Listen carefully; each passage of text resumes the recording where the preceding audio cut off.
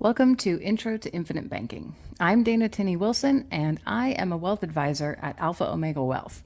Now, this beautiful picture that you see behind me is Chantilly Ranch. This is my family's three-generation regenerative ranch in Northern California. Running this ranch has taught me that every decision we make creates a legacy, and that creating profitability in those decisions is what allows us to hand over that legacy. In pursuit of both of those concepts, I found the book Becoming Your Own Banker by R. Nelson Nash. This book transformed the way that I looked at our family finances and encouraged me to take control and create our own banking system. Prior to joining Alpha Omega Wealth, I was the owner of Fremont Kids Academy, where I raised my own children and worked for decades to educate our next generations. So it's a natural progression for me now to help families of all kinds build and manage generational wealth. A quick note on disclosures: we are in no way offering tax or legal advice and recommend that you reach out to your own professionals before you take any action.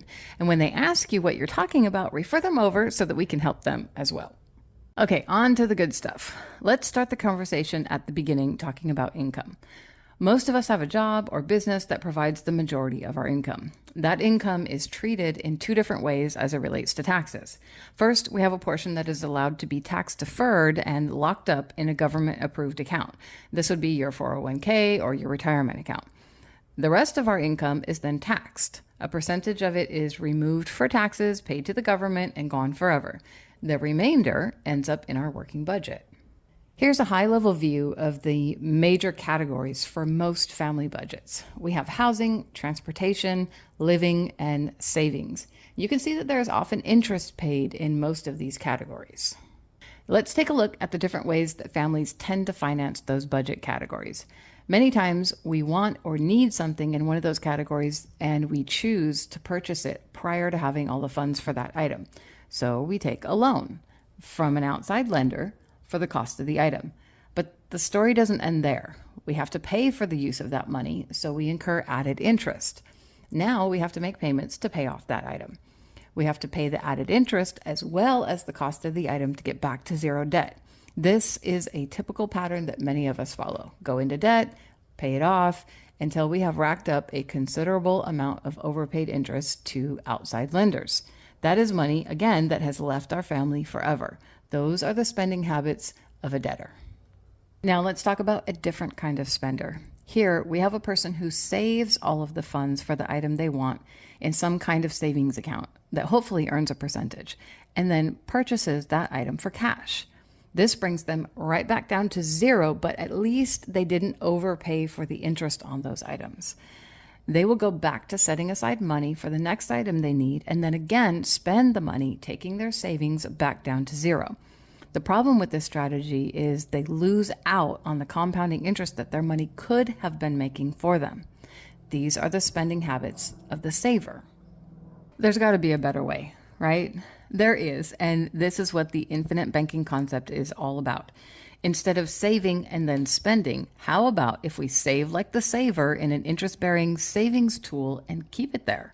This allows it to grow, compounding along the way and earning interest on interest. These are the saving habits of a wealth creator, using compounding interest to grow our money. But there's a problem, because this only shows money being saved and earning interest. It doesn't take into account that we need to use that money to purchase our items. So now we get into the meat and potatoes of the infinite banking system. We use a specific savings tool that allows us to deposit our money, earn interest, and use that money as collateral for loans that we can take from our own system. Same as the saver, we deposit money into a savings tool, and same as the debtor, we take a loan. The difference is that our savings tool is the lender, and we are our own banker. We pay ourselves back with interest.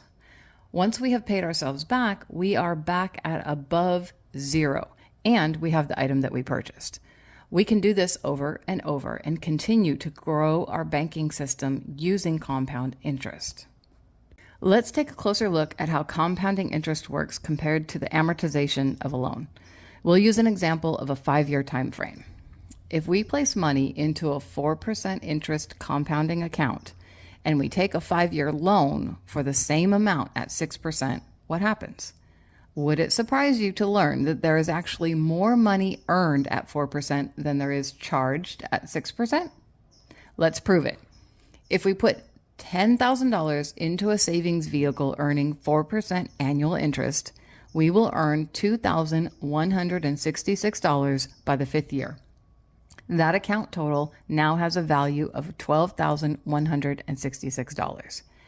If we take the same $10,000 and borrow it at 6% amortized over 5 years, we will have to pay only $1,599 in interest for a total of $11,599. We are able to take a loan for $10,000, buy the item we need, pay ourselves back, and net $567 from the interest that our money earns in that 4% account. So we can see that an interest-bearing account actually outpaces a loan for the same amount at a higher interest rate. It's no wonder that compounding interest has been called the 8th wonder of the world. The key here is to keep it working for you uninterrupted. This is infinite banking. We have to discuss the vehicle we use to create this banking system. It's an ideal savings tool that has some very important functions. It has to offer compounding interest at a rate somewhere around 4%, well above the average bank rate. It has to give us the ability to access money without giving up compounding interest.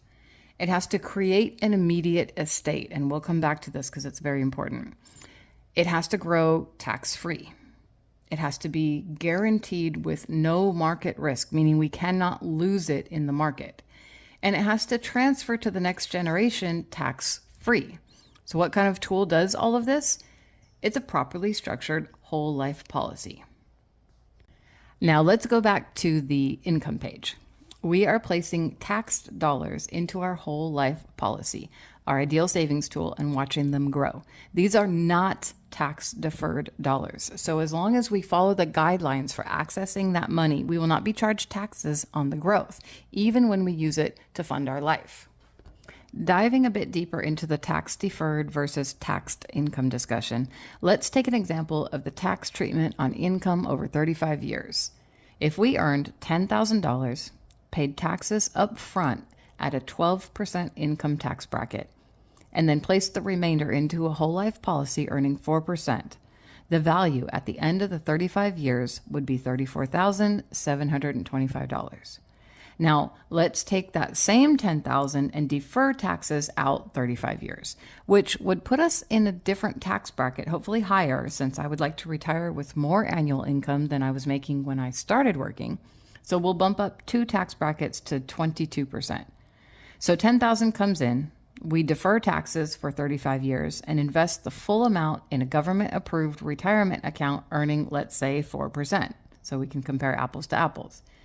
At the end of the 35 years, we will have $39,460, and we'll pay $4,735 in taxes, leaving us with only $30,779. We paid nearly quadruple the amount of taxes for an account that gives us nearly $4,000 less. In that scenario, I'm happy to pay my taxes up front and watch my money grow untouched by taxes. In addition to the difference in total value, there are other drawbacks to tax-deferred accounts. Your money's locked, which means that you can't take loans against it, which we've already proved is profitable, so it's untouchable for that whole time. There is no death benefit, and as we've seen, the growth is taxed. It's also at risk, invested in the market by some managing firm that charges fees, so your total value may be even less than calculated. I told you we'd come back to a very important component of the ideal savings tool. As a reminder, our properly structured whole life policy has tax-free growth, it's guaranteed, we pass it on tax-free to our heirs, it earns annual compounding interest, and gives us access to funds when we need them. But there is a very prominent difference between this and nearly all other savings vehicles. As soon as we deposit the first premium dollar into a whole life policy, we create an immediate and permanent estate for our beneficiaries in the form of a death benefit. This is the literal creation of peace of mind. Making a choice today to use your income to create a permanent estate for generations to come is how you build generational wealth. Teaching future generations How to build their own banking system and benefit from uninterrupted compounding interest is how you manage that wealth and leave a legacy. Likely, I have just shared a bunch of new information with you, but rest assured, I did not invent the concept. As I said before, I found it in the book Becoming Your Own Banker by R. Nelson Nash. I've included a couple more recommendations for you to research. How Privatized Banking Really Works and The Case for IBC are both really detailed books that will get you up to speed on this concept. Start with the Nelson Nash book and go from there. Your next steps are to schedule a one-on-one consultation with me and start a whole life policy application right now. The most important part of this system is to create the insurance policy while you are insurable. You can start the application with no obligation, and then we can decide the details of how you want to use your policy once you have it, but you have to get that policy in place now while you can. Insurability is a gift that can be taken at any moment. Once you're insured, the policy can't be revoked due to some disqualifying event. However, as soon as you have a disqualifying event, like a sickness or a tragic accident, you can't regain your insurability. So qualify for it now while you can. I'll leave you with one of my favorite quotes. There's debate on who actually said it, but it's something that comes up very often in the ranching world. And it goes, "The best time to plant a tree was 20 years ago. The next best time is now." Contact me and we'll start planting your legacy today.